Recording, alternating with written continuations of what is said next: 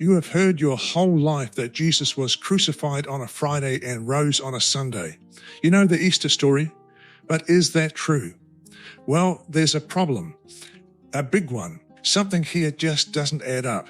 When people asked Jesus for a sign, just one sign to prove who he was, he gave them this. He said he would be in the heart of the earth for 3 days and 3 nights in Matthew 12 verse 40. This wasn't some casual comment. This was the proof, the only one he offered. Jesus tied his whole identity to this one sign.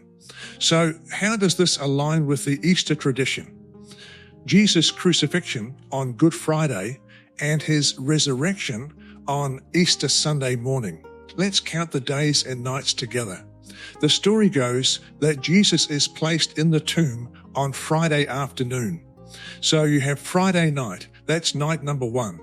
Then comes Saturday all day, that's day 1. Then you get to Saturday night, that's night number 2. But by Sunday morning, the tomb's already empty. So what do we have? We have 1 day and 2 nights.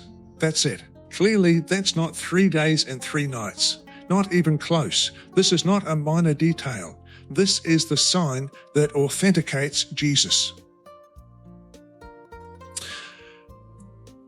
So what's going on here? Where does all this confusion come from? Well, firstly, ingrained tradition, but also one simple mistake. We're trying to make sense of the crucifixion using our modern way of thinking about time, where a new day kicks off at midnight. But that's not how time works in the Bible. Right from the very beginning of the Bible, a day starts at sunset. The evening actually comes first, then the morning. Now this is so important because our day starts at midnight, but the biblical day starts at sunset. It seems like a small thing, but this difference changes everything. This is the key that most people miss. Because the moment you start the clock at sunset, everything clicks into place. The whole contradiction and confusion vanish. And the sign Jesus gave suddenly makes perfect sense. The count and sign work perfectly. He was in the grave for exactly 3 days and 3 nights, just like he said he would be. See, the sign was always perfect. It was just our way of counting that was wrong.